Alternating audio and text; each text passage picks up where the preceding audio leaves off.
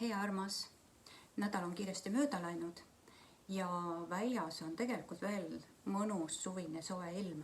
Päikest küll täna pole, aga küll tuleb päike ka välja, kui mitte täna, siis homme.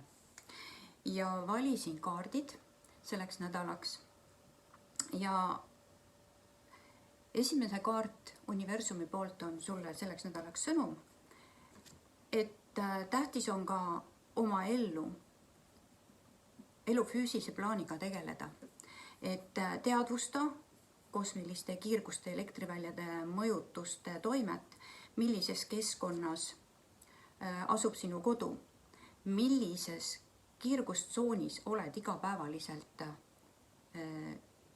töötades. Tõstan end sageduses turvalisse tasandisse. See kaart tuletab sulle meelde, et jälgiksid, milliseid võtteid sa kasutad ja kiirguste ja elektriväljade, enda jaoks neutraliseerimiseks. On erinevaid võtteid, mida on pakutud. Reikis on selline sümbol, Satprem, mis on igasuguste kiirguste neutraliseerija, ka kosmiliste kiirguste, mis tuleb kosmosest. Ja selle kaardi valimine näitab, et inimestel, kuna ma valisin kõikidele inimestele, kes vajavad neid kaarte, on vaja jälgida siis, millises keskkonnas nad töötavad ja elavad igapäevaliselt.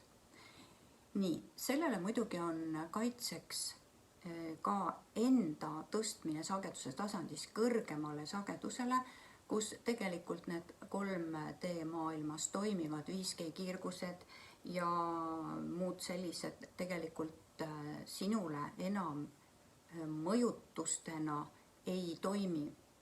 Ja teine toetav kaart on siis selline, Reikis on ta kaitsesümbol ja küsi endalt, kas vajad kaitset.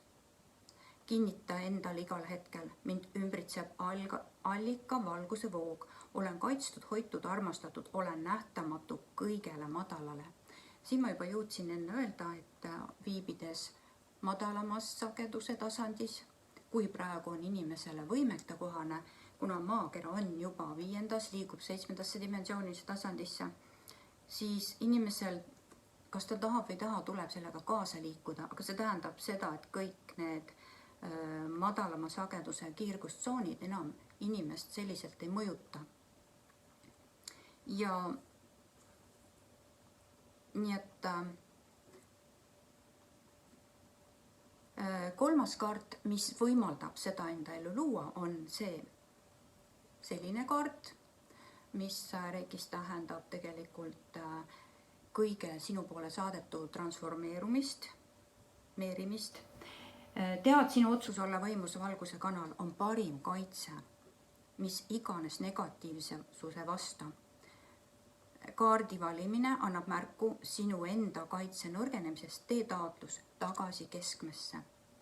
Nii et see kaart aitab siis neutraliseerida, nullida kõiki neid keskkonnas asuvaid kosmilisi kui ka siis elektrilisi kiirgusi ja teadvustada sulle, et sinu kõige võimsam kaitse ongi valgus, et sa pöörduksid enda valguse poole ja igal ajahetkel tõstad enda sagedust, hommikul, õhtul, päeval, kui tunned ennast halvasti, tõstad sagedust, tõstad välja ühisvälja sageduse tasandist, tõstad ennast kõrgemale. Et kui siin keegi minu käest küsis viimase postituse peale, et kuidas tõmmata energiat asjadest välja, siis ongi see, et kui sa oled kõrgemas sagedustasandis, siis sinul on niisugune jõud ja vägi, iseenda valgusteadlikkus, see, et sa saad tõmmata enda tahte ja otsusega igast asjast oma energiat välja.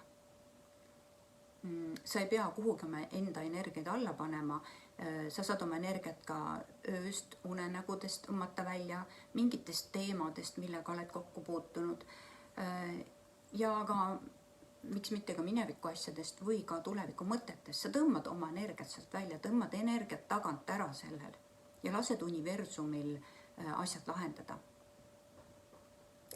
nii et teadvusta iseenda valgust, seda, kes sa tegelikult oled, valguse olemus, valgusolend siin maises plaanis, kellel on võimas jõud ja vägi.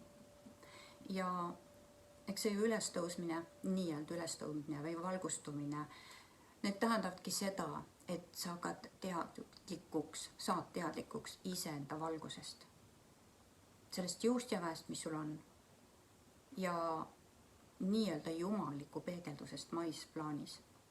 Sa oled tegelikult kõik võimas. Nii et sel nädalal soovitan sul tegeleda iseenda valgus teadlikkuse aktiveerimisega, enda tagasi keskmesse tõstmisega. Nendest on mul enesekorrastusage tõstmine number 2 lühimeditatsioonis tegelikult näitena sul tegelikult olemas kõik õpetus.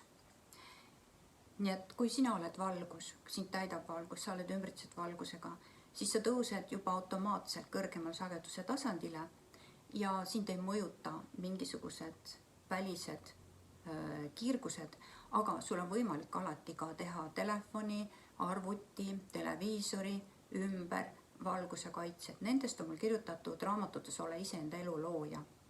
Ja on paljud ka YouTube'i kanalisse liitujatele tehtud videod, näiteks kodupuhastus.